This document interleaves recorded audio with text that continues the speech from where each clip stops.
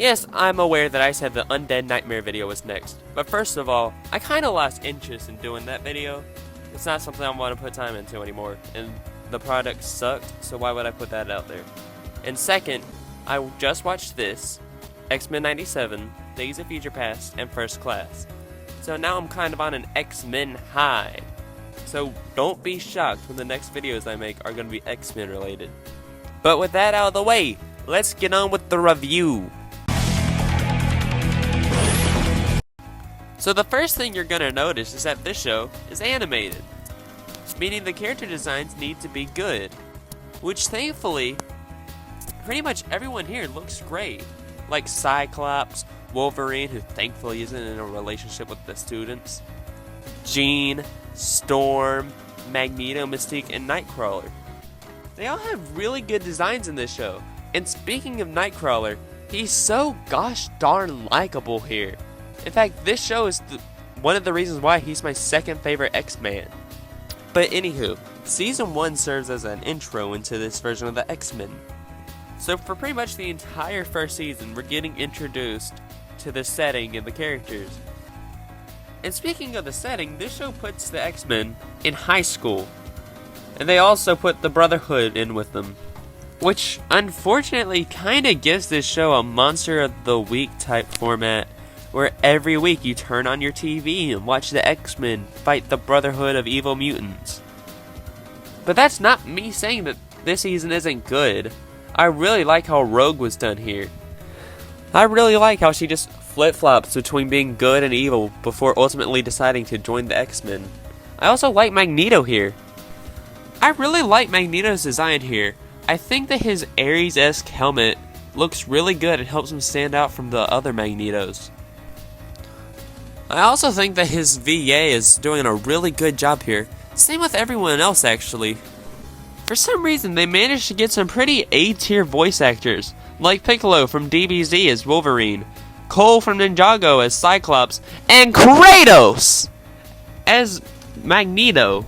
There are some characters here who I just don't really like, such as Kitty Pryde, Spike, and Avalanche. I especially dislike Avalanche.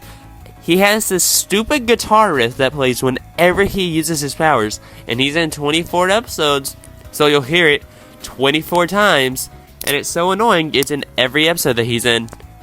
Listen, I know I'm sounding extremely negative here, but this show literally gets 1,000 times better in the next season. Which, I mean, this season and all the seasons have really good two-parter finales. But it's just the weakest season of the 4.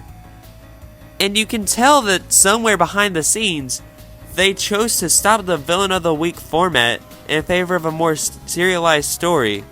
So I guess I'll just go to the next season. Hopefully it gets better. Yeah, like I said, this season is just instantly 100 times better.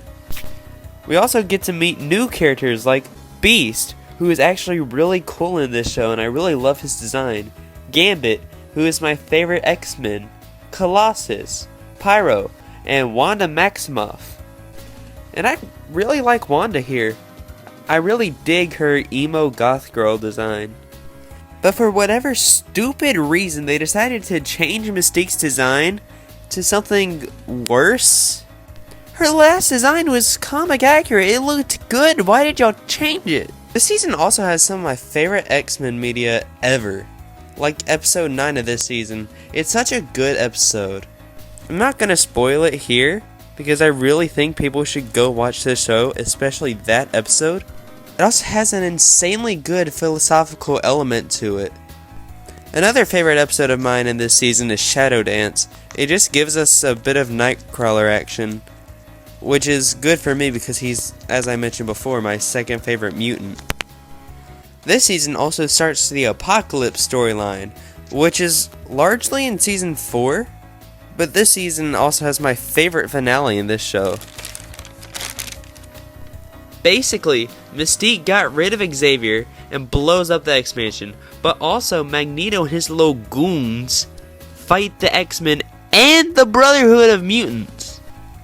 And then Magneto throws them into the Sentinel factory, brings them back up, so now the Sentinel is fighting the X-Men and the Brotherhood out in public, and for some reason every single major news crew is there.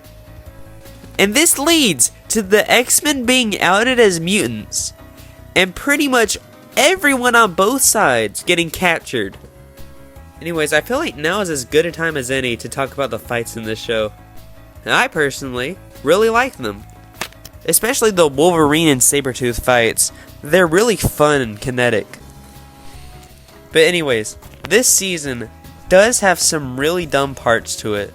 Like Rogue being involved in a love triangle. But here it's fine because I care about the characters. And one of them isn't like 100 years old. But anywho, this season ends with Charles being gone, like out of the picture. The mansion is destroyed, and the government is trying to kill the mutants. So let's see how they build off of this in Season 3. Well, they did play around with it for about 3 whole episodes. Okay, I need to calm down a bit. This season is still pretty good. The first episode of this season is actually pretty good. It has some great action with the police trying to nab the rest of the X-Men.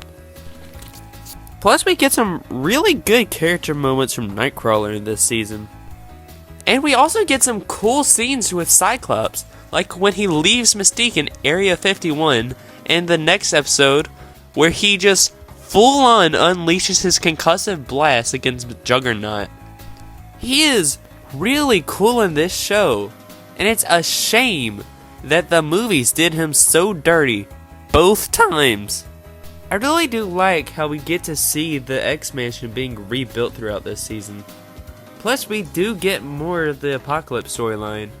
We even get a cool fight scene with Gambit. This season also gives us the first ever appearance of X-23, and she's really cool here. I haven't seen Logan, which I'm gonna have to for this video series. But I hope she's as cool there as she is here. Again, the 2-parter finale here is still really good, even though there are some minor goofs. Like in this scene, where Scott is ungodly tall compared to Jean. I have no idea how this happened. The character sheets are free to everyone. We can see that Scott is like 6'3" at most, and Jean is like 5'10" or 5'11". So I don't know why she looks 4'11" here. But like I said, this season does continue the streak of great season finales. This one just chooses to build up the Apocalypse story. Honestly, I think they did a really good job building up the story. This is also the most we've ever heard Magneto's crew talk. And I really like them. I like how Wolverine and Sabretooth bicker with each other pretty much all throughout this episode. It's kinda cool to see their dynamic. Plus Gambit is with them, and he is for some reason so unbelievably sassy. And Colossus is pretty good here. I haven't seen Deadpool 1 or 2 yet, so again, this is really my first time seeing him talk. And I like him. I think he's a pretty cool dude. This is someone who I'd want to hang out with. I really like how he's so protective over Kitty. It's stated in the show like twice that Magneto has his family. So I'm kind of headcanoning that Colossus sees Kitty as a surrogate sister figure, and he's really protective over her for that reason. But anyways, this season was still really good. It sets up new stuff for the next season to build off of, so let's see how it goes. Wow, this season was easily the best out of all of them. And this is also the shortest of all of them, with only 9 episodes. And much like season 2, this has some of my favorite episodes of the show, like episode 1. It's just a good story about Nightcrawler's relationship with Mystique, and how he's trying to get her out of her stone situation from the season 3 finale. This episode also has a B-plot of Magneto trying to find Apocalypse, and it ends with him dying. Magneto full on gets blown up by Apocalypse. Same with Mystique here. She dies, falls, and turns into a million pieces. She is gone. She's dead and there's no coming back. Another less dark episode I liked was Cajun Spice. It's just a really good Gambit-centered episode, and if you've seen X-Men 97, you'll know that we kind of need more Gambit.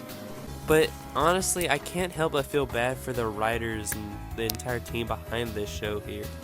Because in one episode, they introduced Charles' son, building him up to be a main villain in the next season, which unfortunately never came out because they decided to cancel this amazing show for whatever stupid reason. This show literally got nominated for 7 awards and won 3 of those. But somehow that's not good enough for executives. And yes, I know 4 seasons is still a good run for a show, especially considering one of these shows got only 1 season. But still, I really love this show specifically. I want more of this one. But hey, at least the finale is really good. Actually, no, it's not just really good. It's great. I really love how it's like an Avengers Endgame style team up. Pretty much everyone gets together to fight Apocalypse, whose 4 horsemen are Magneto, Charles Xavier, Storm, and who's that? Mystique? What are you doing here? You're supposed to be dead. You literally became dust because Kurt can't catch to save his life. The others, I can believe that Apocalypse didn't blow them up and just sent them some place. But her, I have no clue how she could have survived this. I remember in Doug Walker's review, he said that the finale to the Apocalypse stuff wasn't handled the best, which I inherently disagree with.